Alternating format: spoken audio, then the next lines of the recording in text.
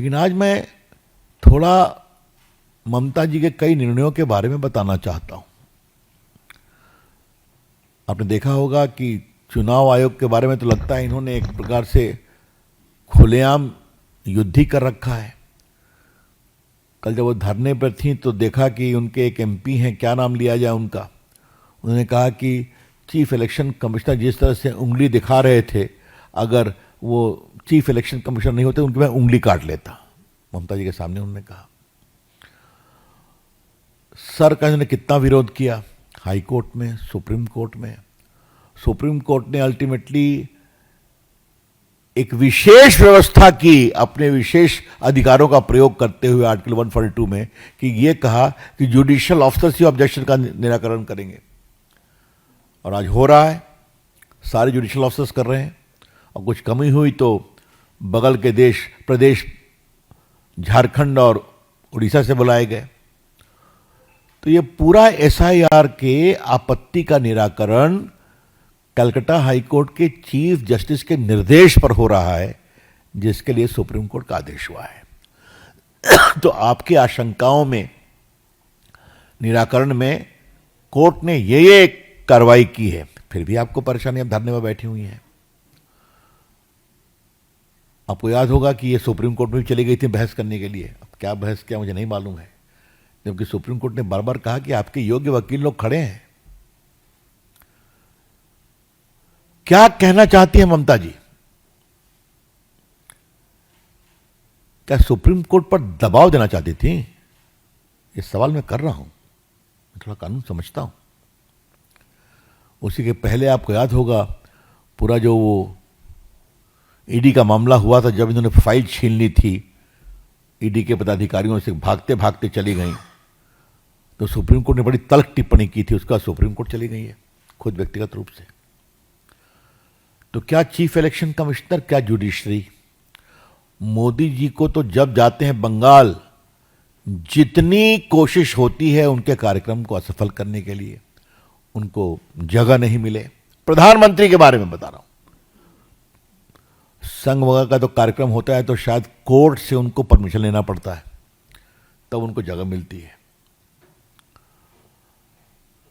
बाकी महिलाओं के साथ क्या क्या हुआ है यहां मैं बताने की जरूरत नहीं समझता।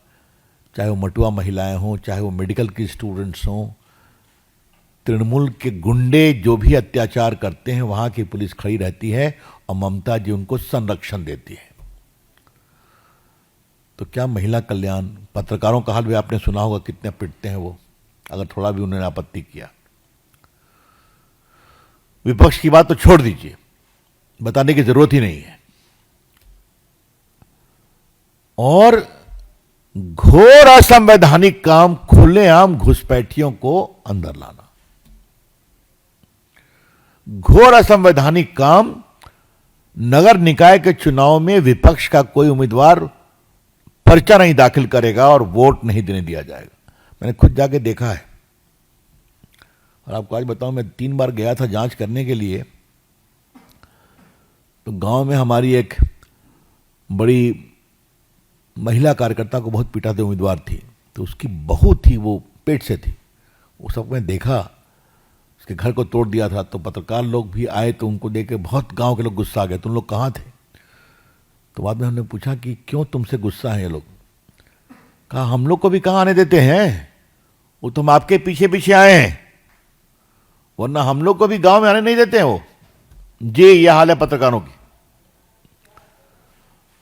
ममता जी के राज में बंगाल में सिर्फ एक व्यक्ति का स्वागत होता है, वो है घुसपैठिए, आ जाओ, दरवाजा खुला है, तुम्हारा स्वागत है। याद करिए, सीबीआई जो जांच करने गई थी उनके डीजीपी के यहां धरने में बैठ गई थी, करप्शन के आलोक को लेकर, जिसको कोर्ट ने सही नहीं माना था। तो क्या जुडिशरी, क्या प्रधानमंत्री, क्या चीफ इलेक्शन कमिश्नर, क्या इलेक्शन कमीशन, क्या विपक्ष, क्या मीडिया, सब पर ममता जी की सरकार और ममता जी के निर्देश पर विरोध नहीं अत्याचार होता है। और इस संविधान की बात लोग करते हैं। कृपया करके ममता जी संविधान की बात करना बंद करें। I would request Mamata ji, please stop making a facade of constitution is in danger. If you cannot give respect to the President of India, who is, apart from being the constitutional head, is the supreme commander of armed forces, hails from a tribal community, a distinguished lady, और आप बात करती हैं संविधान के खतरे की। मैं तो राष्ट्रपति जी की बहुत तारीफ करूंगा, क्या संयम से उन्होंने टिप्पणी की है कि ममता जी मेरी छोटी बहन है, लगता है नाराज है, यही उन्होंने कहा बस। मतलब अगर आदिवासी आकर के फिल्म फेस्टिवल में पार्टिसिपेट करते तो क्या आपको परेशानी हो जाती क्या? वो कोई वोट मांगने का धंधा हो रहा था क्या? ये है इनकी स्थिति। तो इनकी हम बहुत ही भर्त्सना करते हैं।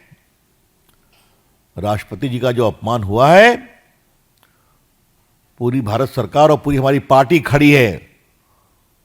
हम इस पूरे अपमान का पूरा तिरस्कार करते हैं। ममता जी, आपकी हम भर्त्सना करते हैं। आपने शर्मिंदा करने वाला आचरण किया है जो आज तक आजाद भारत में भारत के किसी भी राष्ट्रपति के साथ नहीं हुआ है। तो इसलिए हमने पूरी भर्त्सना की इसकी। हम उम्मीद करते हैं कि पूरे देश में एक संदेश जाना चाहिए कि ममता जी की तानाशाही प्रवृत्ति इतनी बढ़ गई है कि she has become a law unto herself, कि मैं जो चाहूंगी करूंगी मेरे प्रदेश में। ये ठीक नहीं है। देश चलता है लोकतंत्र से, लोकलाज से, शुचिता से और संस्थाओं के सम्मान से। ममता जी ने निर्णय किया है कि मैं किसी भी संस्था का सम्मान नहीं करूंगी। तो ये सब हमारी कुछ पीड़ा थी, चिंता थी, तो ये मैंने आपके सामने रखा। अब आपके कोई सवाल हो तो बताइए फिर। जी the TMC have come out and they are saying that BJP is using the post of the president for the political gains. And secondly, today Mamata Banerjee is seen on a stage playing dhamsha, which is a traditional Adivasi instrument. So on one hand, as you said, the private president has been insulted, and on the other hand, she is playing dhamsha. The first part is, it is shameful and nonsense to comment that we are using the president. Very unfortunate, deplorable, condemnable. The president has gone for a Santhal Film Festival function. What is so political about it? And what instrument she is playing, I can only say guilt consciousness. हाँ, उनको समझ में आ रहा है कि आदिवासी नाराज हो गए हमसे, निश्चित नाराज होंगे। उनके फिल्म फेस्टिवल में संथाल समूह के लोगों को आपने आने नहीं दिया, राष्ट्रपति को आपने बोलने नहीं दिया, अपमानित किया, तो ये दिखावा करना बंद करिए। और किसी का? सर, इसके अलावा सवाल है। हाँ, और कोई सवाल तो नहीं? बोलिए क्या? सर, बिहार में आरजेडी जो है वो बीजेपी को पर आरोप लगा रही है कि नीतीश कुमार राज्यसभा गए नहीं हैं, उनको बीजेपी ने बहा दिया है। वही ये भी कहते हैं कि नीतीश कुमार पहले आरजेडी को घेरते थे अपने परिवारवाद को लेकर, अब नीतीश कुमार को घेरेंगे।